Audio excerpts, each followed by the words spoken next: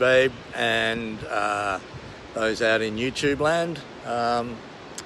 Just thought I'd send you a quick clip just out of the surf here at Middle Beach, which is just north of Tathra on the New South Wales south coast.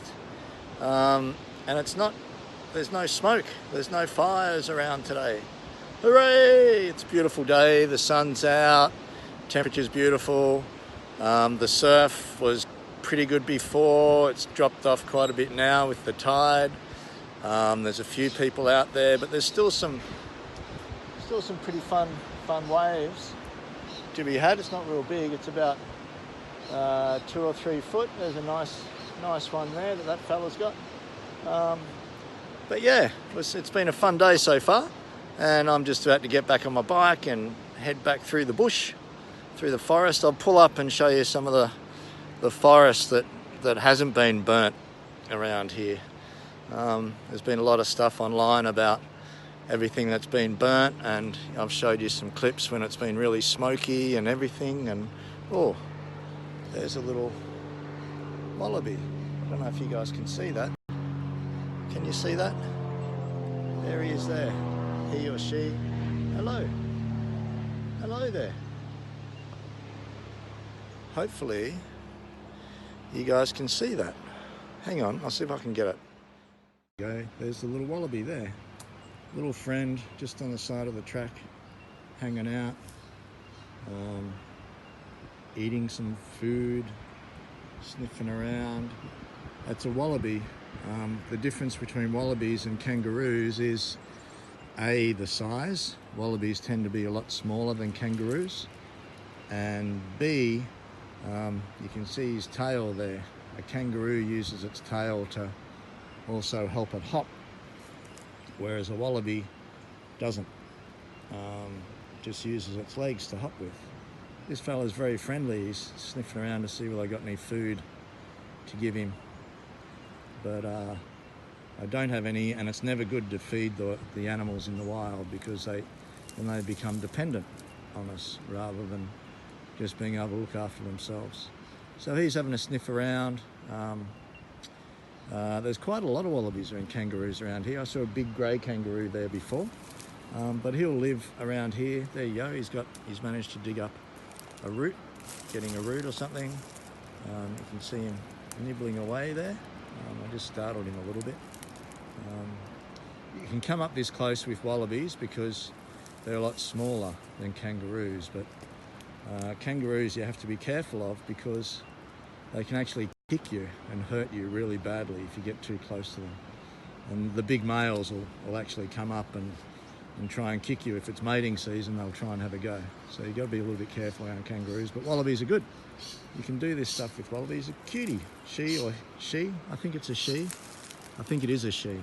She is a real cutie, little cutie. She's not very scared, which is great, which is beautiful.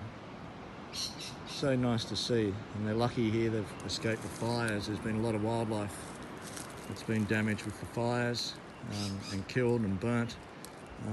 But this little beauty has managed to survive in this area of the bush. So that's great. I'm really happy about that. I'll let her go and get on with her lunch. She's found something to eat there, so that's good. Here's our friend the wallaby again. Come up, say hello. She's, I think she's pretty old, this one. She's a bit slow and, you know, there she goes. Just little bits at a time. Usually they're very fast, but this one's a little bit slow. She's not that scared, so she probably knows that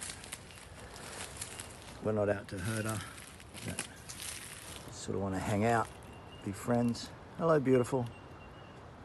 We'll see you later. She doesn't have any. This time of year, they often have a little baby in their pouch, but you can see that this one doesn't have a little baby.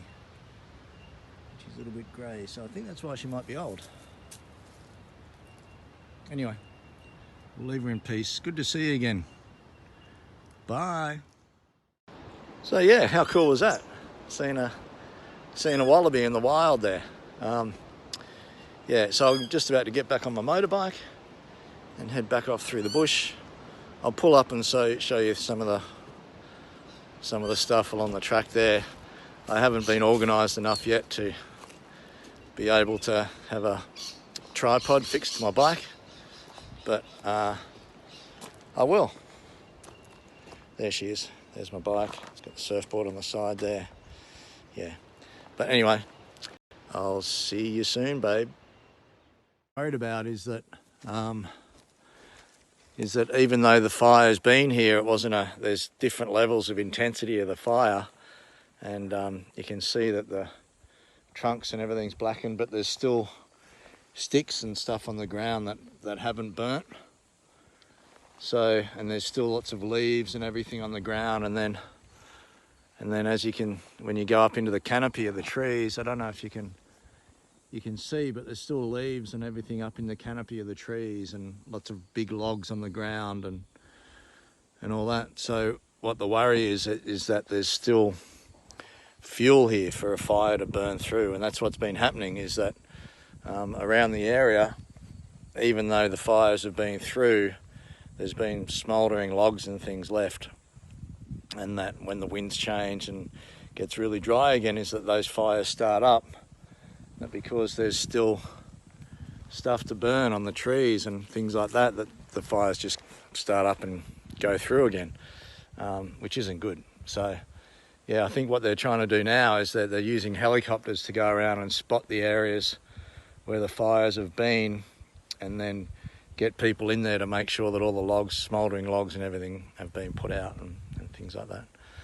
But yeah, I thought I'd show you this place as a bit of a contrast to yesterday. We're in an area that hasn't been burnt. This is one of the areas that has been burnt, and there's no wildlife, so I was saying there's few birds and things like that. And this is a very special place for the Aboriginal people. It's one of the meeting places where all the tribes used to come from far, far, far away. Hey, so I've just stopped in a little town called Tathra, which is a nice little spot in this part of the world. And I've stopped at the bakery, and I'm about to have a meat pie. So it's Australia Day weekend, and so far I've been for a surf. We've seen a wallaby. We may or may not have broken the law. I am not admitting to anything. There was a gate. Some people have gone around it. I'm not saying whether I did or I didn't. Don't know about that. And now we're having a meat pie. But before we do that, I just want to acknowledge that even though it is Australia Day weekend, I acknowledge the original inhabitants of this land, Aboriginal people. I acknowledge the elders and custodians of this area, the Yuin people, and I also acknowledge that this always has been and always will be Aboriginal land. I think that's really important to acknowledge on YouTube on this Australia Day weekend. This is stolen land, that Australia was colonised and we stole this land from the Aboriginal people. It's important that we acknowledge that. Anyway, yeah, I don't want to make light of that, but back to the meat pie.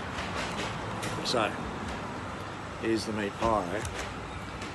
In my mind, you have to have tomato sauce on the meat pie. There it is. Now, the thing about meat pies is that everyone has different ways of eating them. So I smooth the tomato sauce with my finger, like that. Lick the tomato sauce off my finger, and I pick up the whole meat pie.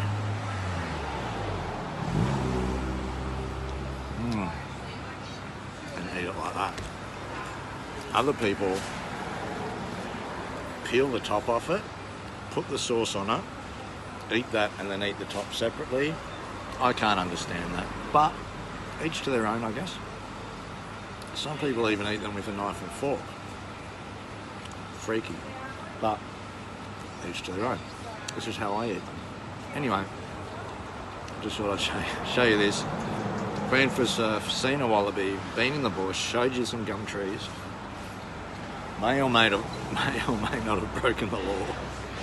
And now we're having a meat pie. Hope your day's going well, babe. And other people that are going to watch this out in YouTube land. Yeah. See you soon. Bye.